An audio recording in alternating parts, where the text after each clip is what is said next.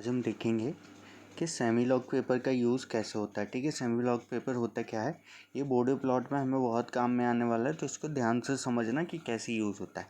ये जो आप देख रहे हो, ये लाइन का डिवीज़न दिख रहा है आपको, ये सेमी लॉग पेपर में इन्हीं लाइन्स का यूज़ होता है। ये जो देख रहे हो आप, ये छोटे छोटे लाइन्स में पार्ट्स में डिवाइन है, यही हमारा मेन सेमी लॉग पेपर का कंसिस्टेंट यूज़ होता है। तो इनका यूज़ कैसे करना है ये समझना है हमें। ठीक है, और पूरे ग्राफ का यूज़ करना है अकॉर्डिंग टू अवर रिक्वायरमेंट। आप लोग जब किसी भी बॉर्डर प्लॉट को सॉल्व करोगे तो वहाँ पे हमें कॉर्नर फ्रिक्वेंसीज निकालनी पड़ती है, जो जब मैं समझाऊंगा तो आपको बताऊंगा। तो वो कॉर्नर फ्रिक्वेंसी ऐसे होती हैं, ओमेगा 1 ओमेगा 2, आपको वैल्यूज़ निकालनी पड़ती है उनकी, जो कि हमें पता चल जाएगी कैसे निकालनी पड़ती है। ठीक है, तो ये जो कहलाती हैं ओमेगा 1 ओमेगा 2, ये कहलाती है कॉर्नर फ्रिक्वेंसी। ठीक है, किसी बॉर्डर प्लॉट में 2 होती हैं, किसी में 4 होती हैं, किसी में 10 होती हैं, ये डिपेंड करेगा उसके ट्रांसफ़र फंक्शन पे। ठीक है, तो ये कैसे यूज़ करना है इसको हमें देखना पड़ेगा। तो अब देखो ये यूज़ कैसे होता होगा। जैसे इस वाले क्वेश्चन में कॉर्नर फ्रिक्वेंसी अगर निकालें तो ये निकालती हैं इन टर्म से। ये एस के साथ जो टर्म लिखे हैं ना, 0.1 और 0.001, इनसे तो ये 1+ST वाला फॉर्म है, 1+ST 1+ST। तो टी की वैल्यू दी हुई है हमें। ठीक है, ये जो है ये टी की वैल्यू है 0.1। तो जो फ्रिक्वेंसी होती है वो इन्वर्स प्रोपोर्शन में होती है टाइम के। तो 1/T क्या हो जाएगा, फ्रिक्वेंसी। तो ओमेगा 1 क्या आ जाएगा, एक वैल्यू, और ओमेगा 2 आ जाएगी दूसरी वैल्यू।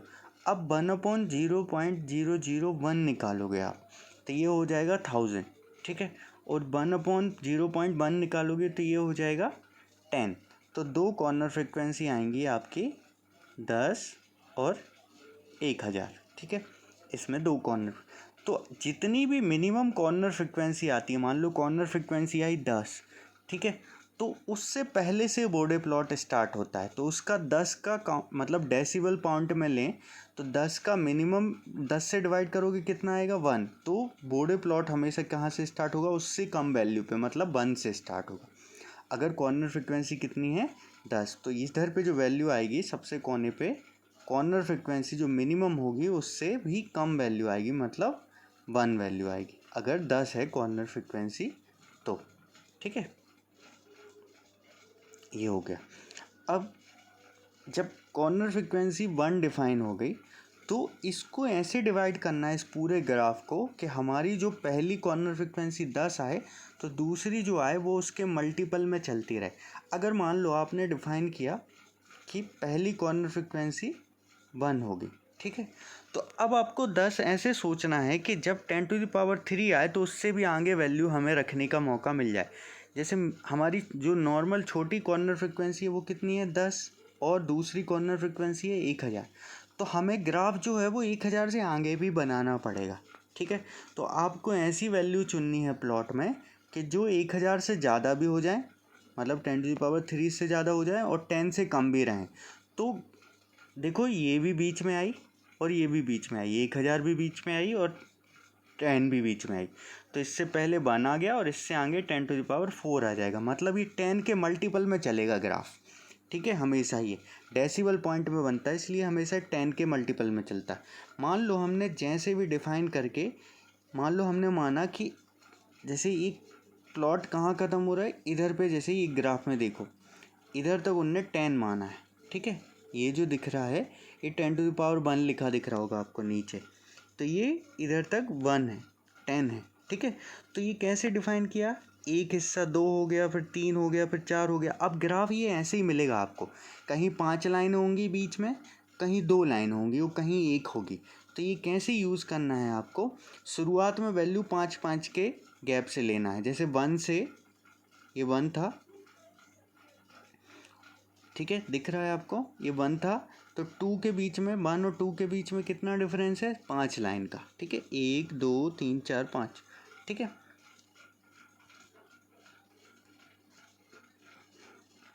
1 से 2 के बीच में कितना है, 5। 2 से 3 के बीच में कितना डिफरेंस है, 5 लाइन का। 3 से 4 के बीच में भी देखोगे 5 लाइन का। फिर जैसे ही 4 से 5 गए तो देखो 2-2 लाइन का डिफरेंस आ गया। 5 से 6 में भी 2 है, 6 से 7 में भी 2 है, 7 से 8 में भी 2 है। जैसे ही 4 के बाद फिर 8 पे गए, 9 बार जैसी पॉइंट आए तो एक एक लाइन का डिफरेंस है। देखो 9, फिर एक लाइन का छोड़ के फिर 10 दिख रहा होगा आपको। तो आपको ऐसे ही यूज़ करना है इस ग्राफ का कि पहली कॉर्नर फ्रिक्वेंसी हमेशा जहाँ पे एक लाइन तक का एडवांटेज ख़त्म होता है वहाँ तक यूज़ करनी है। तो 10 आप मानोगे कहाँ, जहाँ पे पहली लाइन, ये पहली लाइन जहाँ पे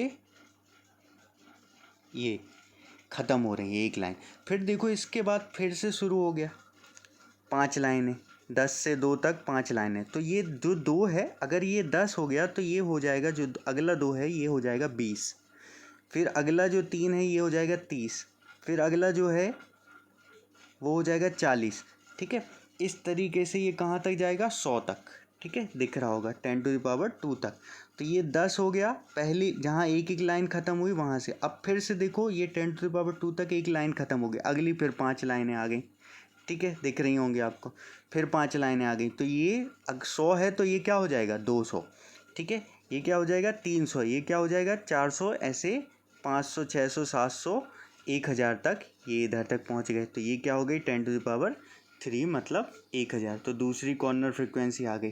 ठीक है, अब ऐसी मल्टीपल में ये चलता रहेगा।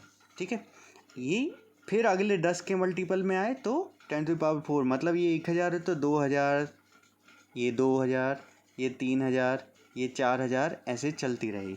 ये डिपेंड करेगा आपकी कॉर्नर फ्रिक्वेंसी कितनी है, ये डिपेंड करेगा। मान लो ये 100 होता, पहली कॉर्नर फ्रिक्वेंसी 100 होती, दूसरी 1000 होती या 10,000 होती, 10⁻4 होती, तो आपको फिर इधर पे 10⁻1 की जगह क्या मानना पड़ता, इधर पे 10⁻1 की जगह क्या मानना पड़ता, 100 मतलब 10⁻2। तो फिर इसी के 10 के मल्टीपल में ये हो जाता है 10⁻3, फिर 10⁻4। और ये ग्राफ कहाँ से स्टार्ट होता आपका, फिर 10 से स्टार्ट होता, ना कि 1 से स्टार्ट होता। क्योंकि अपन को जितनी वैल्यू इधर आएगी मिनिमम, उससे कम वैल्यू से ग्राफ स्टार्ट करना है और पूरे ग्राफ का यूटिलाइजेशन करना है। तो आई थिंक आपको क्लियर होगा कि सेमी लॉग पेपर कैसे यूज़ करना है। इसको 2 बार देखना, आपको समझ में आ जाएगा। फिर मैं नेक्स्ट वीडियो में बताऊंगा बॉडी प्लॉट बनते कैसे। ठीक है, थैंक यू।